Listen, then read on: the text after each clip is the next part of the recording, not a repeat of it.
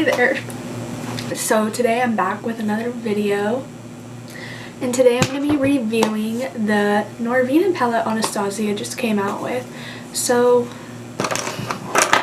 let me get into this. Hold on.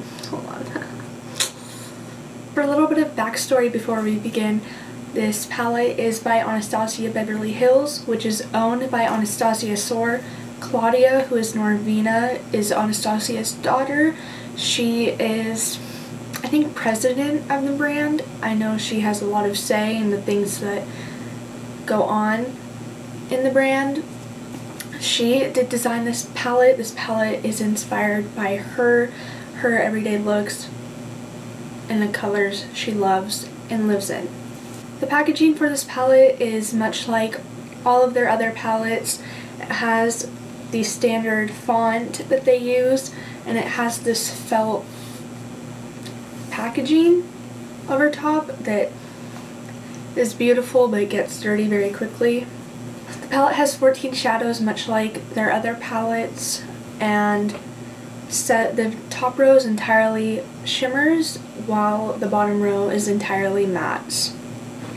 So to begin, a lot of people had a problem with the color story, which is understandable. That I don't want to become too picky on, because everyone has their own preference, and with a brand like Anastasia Beverly Hills, they're constantly changing. They're following the trends but making it different. They're doing their own unique style, which is really respectable for the brand. Their palettes are kind of what they're known for, constantly doing something different and keeping it wearable but unique.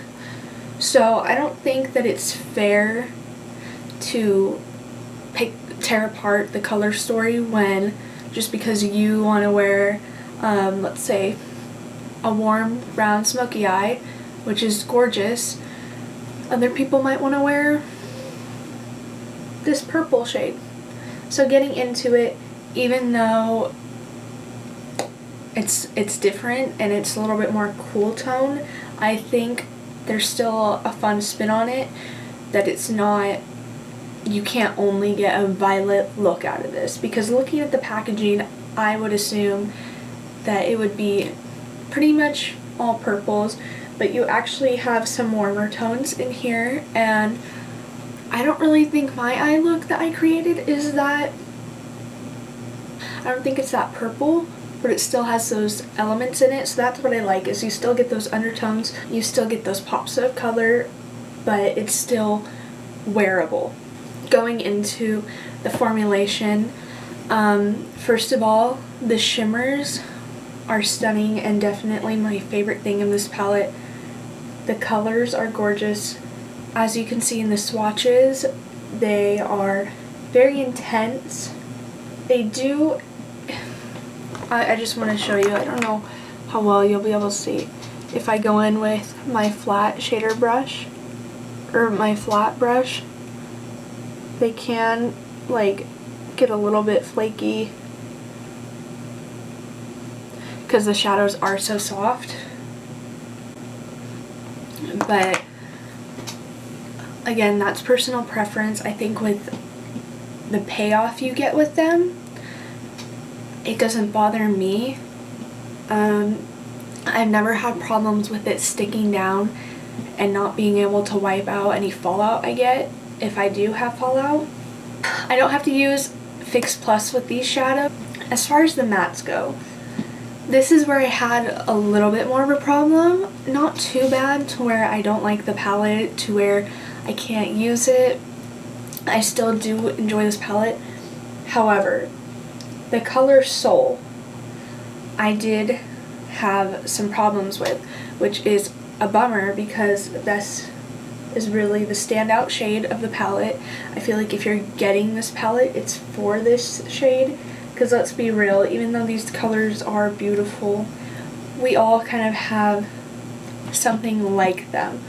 So Soul, I was wearing it earlier. I wish I took a picture, but I had buffed it out and blended it and used it as an all over lid and crease color. First of all, I had a little bit of a problem with the blending. It was kind of patchy, not horrible, but not enough for me. I felt uncomfortable wearing it out of the house. I still did because I didn't have a choice, but I didn't like it. I tried packing it on over here, and I put a shimmer over top of it so you can't see it that much, but I think it would work better as like a lid color as opposed to buffing it out. It looked really dull and I looked deadly, which I should have expected because with this sort of tone, it's a cool tone. I know some people are having problems thinking of looks, coming up with looks.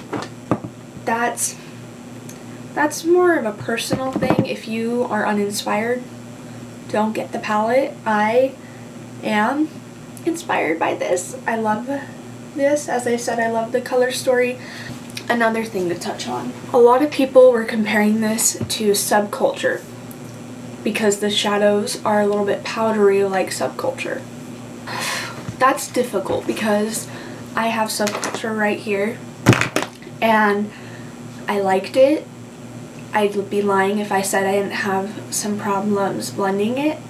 Here's Norvina and here's Subculture. Not very similar in terms of color stories, but the powderiness. When I tap my shadows in, here I'll just use a MAC 217. I kind of just dip into it and slide a little bit if I have to. I don't keep dipping in, or I don't swirl my brush. I don't know how people do that. With these shadows, you really don't need to. They're so pigmented on their own. Here, let's just do, let's say Eccentric.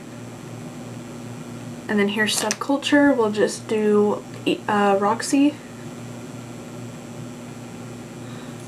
And then we'll do Edge. So I don't know how well you could see that. Subculture is definitely has more kickback. Norvina still does. Norvina still does have some kickback, a little bit more than the other palettes, but I think for the pigmentation, for the majority of the shadows, it's worth it. Norvina retails for $42 just like all the other Anastasia palettes. Right now it's available on their website, on Sephora.com, Ulta.com, and as of today, it just launched in all retail stores. So by the time you're watching this, you'll be able to pick it up in store. If you're someone who enjoys using color or is obsessed with these shimmer shades, because I would buy this just for the shimmer shades, go ahead and pick this up if you want to break the bank. You know, 14 shadows for $42. It's kind of standard for an eyeshadow palette. They're up there in price these days. Not gonna lie, I buy all of her eyeshadow palettes without even thinking about it because I love them. But that's up to you if you want to break the bank. My eyes are all set and primed. I just used some concealer and then packed on a translucent powder so that the shadows can blend a little bit easier. I'm gonna go in with Love. It's just like it's just a blush pink color. And I'm gonna use this as my transition color.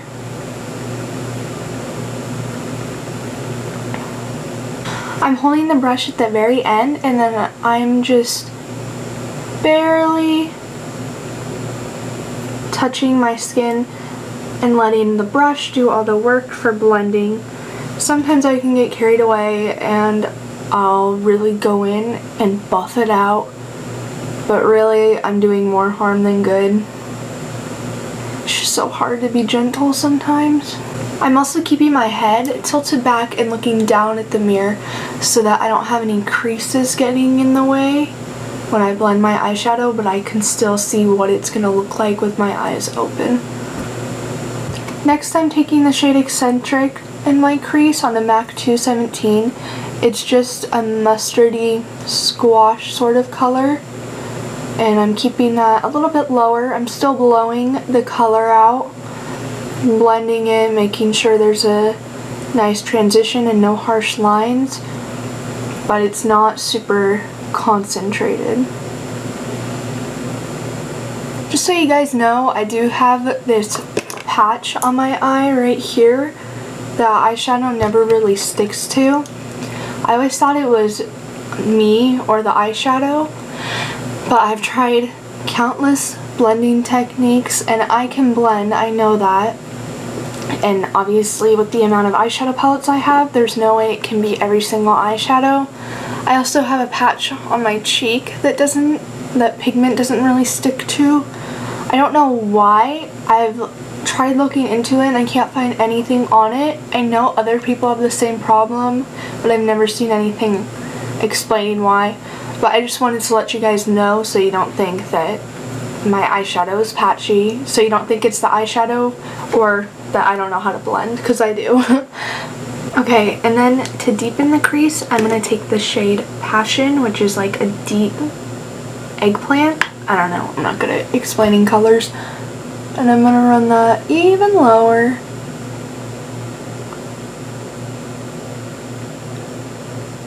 Now I'm going to take some concealer and cut the crease.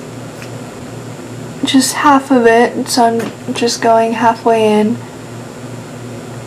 Now I'm going to take the shade Dreamer, which is the lightest shimmer, and I'm going to put that on the inner third of the lid. My brush is completely dry.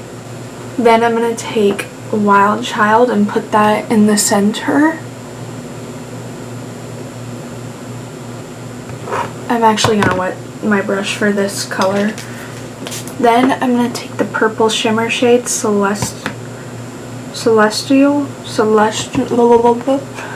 and then I'm going to put that on the outer portion of this cut crease, kind of fading into the matte shadow.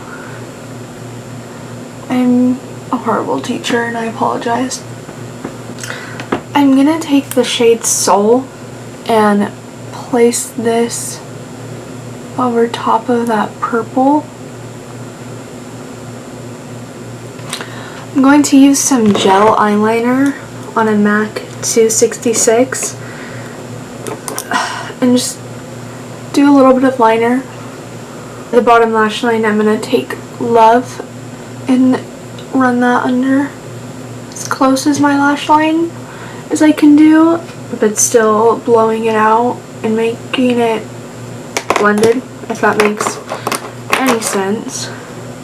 Going straight in with Passion really close to my lash line.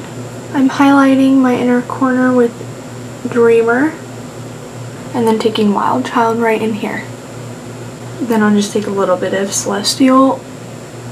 I'm kind of mimicking what I did on my cut crease on the inner portion of my lower lash line. I'm taking a cream eyeliner and putting that on my waterline just to open my eyes up a little bit. This is the finished eye look. Thank you guys for watching this video, and give me a thumbs up and a like and subscribe and do all of that stuff. It helps me out. It lets me know if I should continue to create content or if I should just stick to my makeup account on Instagram.